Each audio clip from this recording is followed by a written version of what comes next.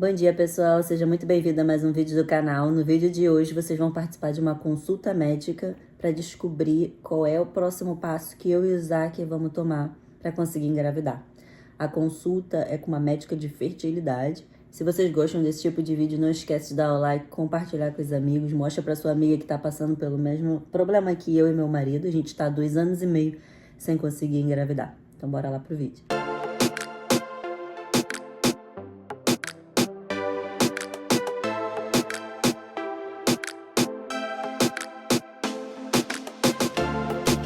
Então, para fazer um resumo antes que a consulta comece, que vai começar 8h30, eu já fiz todos os exames no Brasil e alguns aqui. Zac fez o espermograma. Não sei se ela vai pedir mais exame pro Zac, mas hoje ela vai definir quais são os próximos passos com a gente, né? Vai dar opções pra gente. E vocês vão escutar, porque é tudo online. Não vou mostrar o rosto da doutora, mas para quem entende inglês, vocês vão escutar junto com a gente. E depois que terminar, eu dou um resumo para quem não entende inglês do que ela falou que a gente pode fazer. Provavelmente a gente não vai decidir hoje e a gente vai conversar, mas vocês participam com a gente, tá bom? Vou esperar na médica, gente. I need a haircut. People saying that you look at Dr. Jair. You look like as a doctor. A actor. His name is Jared.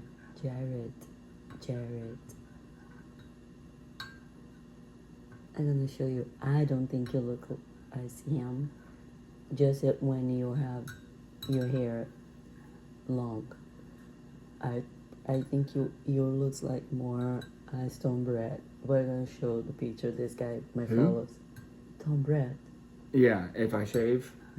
But some girls in my Instagram been saying that you looks like Jerry something. I'm gonna show you. Tô falando pro Isaac que algumas meninas lá no meu Instagram tá achando ele muito parecido com um ator chamado Jared. Eu acho ele parecido com Tom Brad, o ex da Gisele Bündchen. Se você não me segue lá no Instagram, meu arroba é Luiz James com 2 S no final. Me segue lá pra vocês verem o que acontece durante. Shaving all this off. No. Oh, I feel beautiful. And letting it grow back. I like your beard. You should did it in the summer, but now it's almost gone. Yeah, I know. I usually try to do it twice a year to give my face some rest. Because having a coarse beard like this, And who suffers mean to kiss you, right? Because it's that poking me. yeah, it's like sandpaper. So. Hello. Guys. Hello. Okay. All right. Well, we've got some lab work and test results to discuss. I was able to review the records that you uploaded that were done, in Brazil. And it looked like, for the most part, your AMH, which is the egg count number, is borderline low, which they probably talked to you about already. And that kind of went along with the ultrasound that they did that showed you do have antral follicles, but it's a little bit low. You had 4 on one side, and I think 6 they counted on the other side. So that simply tells us that we're kind of borderline low. And if you did go through an IVF cycle that month that you had the ultrasound, we would not get more than 10 eggs at the time of retrieval.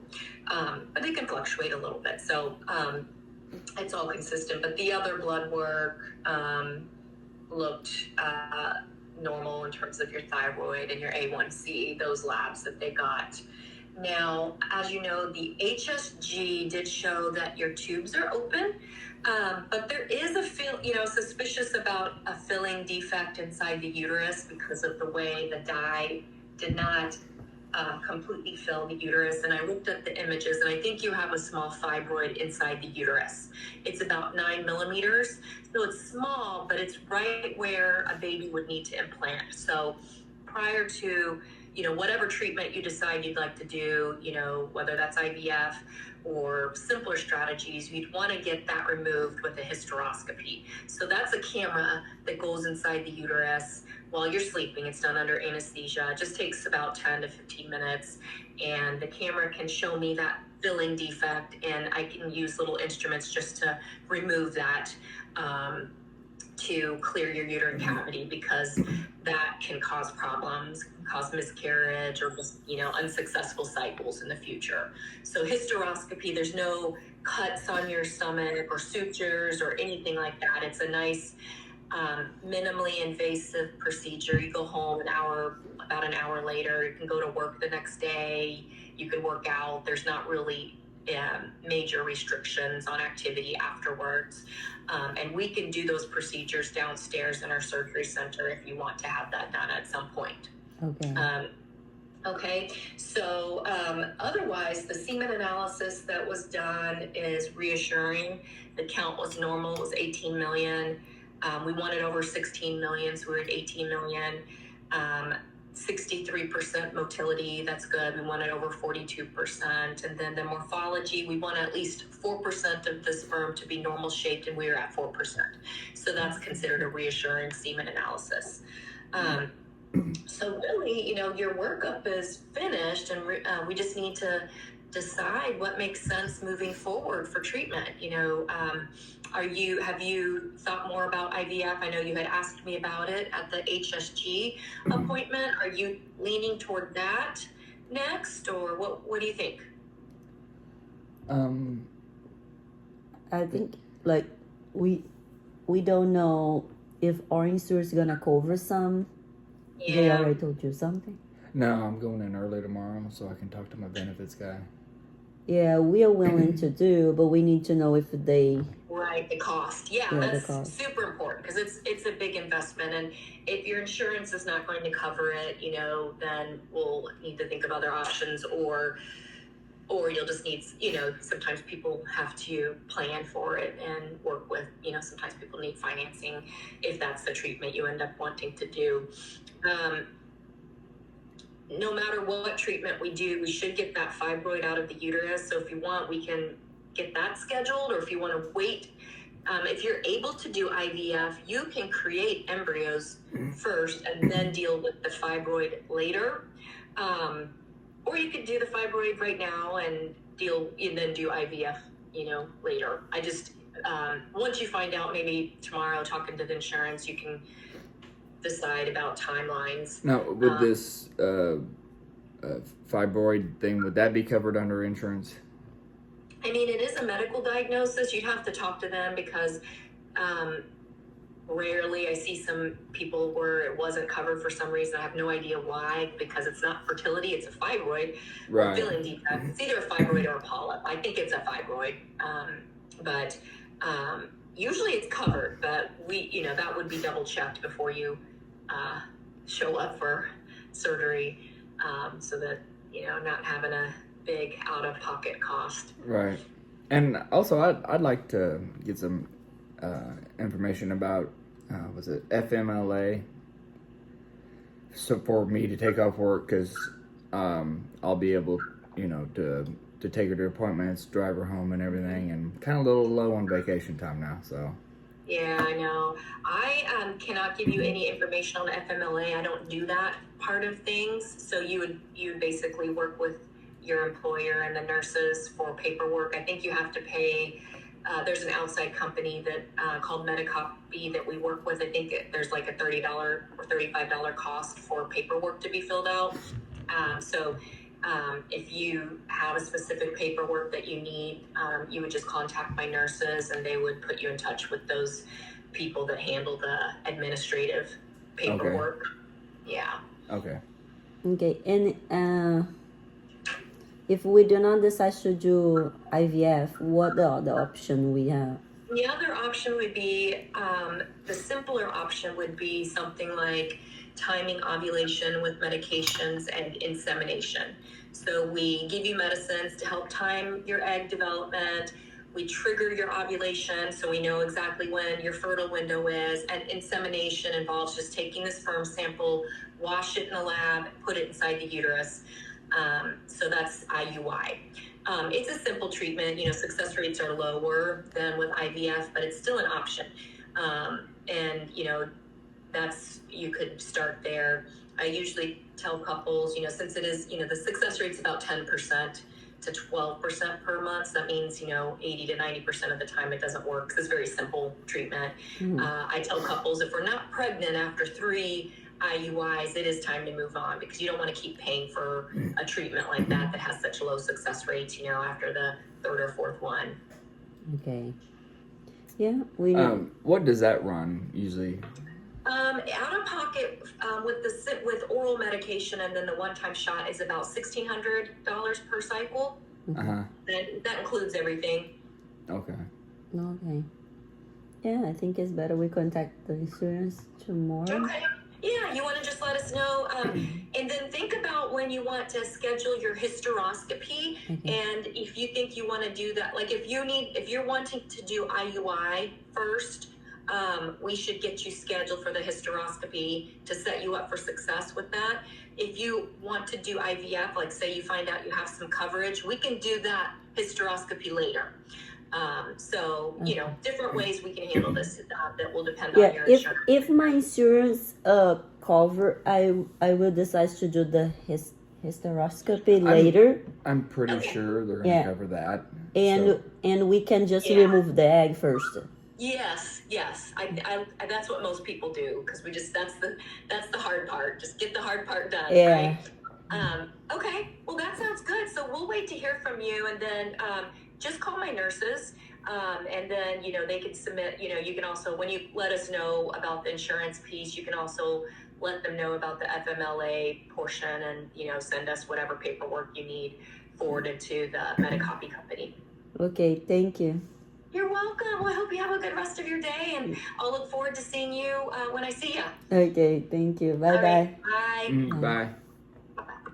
So, happy that your sperm is good. Everything's good. And so, I think, why you not contacted the insurance now? To see if we have the insurance. Well, no, we log off of that. I can go to my benefits page and try to find if there's a fertility section. If not, whenever I go in today, I'll find my benefits rep, because he'll be going home when I'm coming in, and just let him know, like, hey, I'm coming in early tomorrow. I'd like to come up and talk. Because I'm also going to need him probably to follow the FMLA stuff too. Gente, dessa mama. Então, assim, resumindo o que a médica falou, o Zac está bem, o esperma dele tá 8 milhões, sei lá, coisa assim, não lembro o que ela falou, eu sei que era 8, uma coisa. Mobilidade tá boa, né? Formato, tá tudo bem com o esperma dele. Meu útero, eu já sabia que eu comentei com vocês, tem uma fibrose. Ela achava que tava fora. Eu vou pedir meu médico do Brasil pra dar uma checada. Mas agora ela tá dizendo que tá dentro, aonde o bebê pode ficar, e isso pode dar perda de bebê, né? Tipo, engravidar e perder. Então ela quer retirar. Só que ontem eu tava escutando meu médico no Instagram falando que qualquer procedimento de tireoide, qualquer procedimento que você vai fazer no útero antes do IVF é um risco. Porque tem gente que pode acontecer alguma coisa, né? Pode perder uma trompa, pode perder não sei o quê. E aí depois fica mais difícil. Então, o certo é fazer a sucção do óvulo primeiro. E depois que você tomar todas as providências para engravidar, você faz o tratamento de tireoide ou qualquer outra coisa. No meu caso não é tireoide, é uma fibrose, mas eu, né, para não correr o risco de ter alguma coisa, machucar meu útero, alguma coisa, se eu for fazer o IVF, que a gente ainda não sabe, que, né, a gente tá cheio de conta, acabei de sair de uma cirurgia de silicone, então a gente vai ligar pro nosso seguro para saber se eles cobrem alguma coisa. Se eu for fazer, a minha decisão com certeza vai ser tirar o óvulo primeiro, para depois fazer a cirurgia da fibrose e tirar essa fibrose do útero. Ela falou que dura uns 15 minutos, que ela faz lá mesmo no centro cirúrgico dela. E no outro dia eu tô bem. Igual provavelmente a histoquilocopografia. Sei lá, o exame que eu fiz aí, o último, de fertilidade, que eu não tô conseguindo pensar, acabei de acordar, gente. E a outra opção seria fazer o tratamento tomando remédio, ovular e o Zac, ela tirar o esperma do Zac, fazer a lavagem e colocar dentro de mim. E ela falou que o bom é tentar pelo menos só 3 vezes, porque vai ficar fazendo gastos com uma técnica que é 10% de chance de engravidar. É muito baixo. E ela já avisou. Então, a gente já não quer esse por ter essa porcentagem 3 vezes, já é um dinheiro que investiria na outra, que tem mais chance. Enfim, a gente vai ligar para o nosso seguro agora. Espero que vocês tenham gostado de assistir e participar de mais uma etapa da nossa vida. E se vocês gostam desse tipo de vídeo, não esquece de dar o like, compartilhar com os amigos. Coloca aí embaixo quem entendeu inglês, né? Se é uma coisa legal de se tentar, opinião de vocês, que eu tô lendo todos os comentários. Beijo, fica com Deus, até o próximo vídeo. Bye! Fala nada.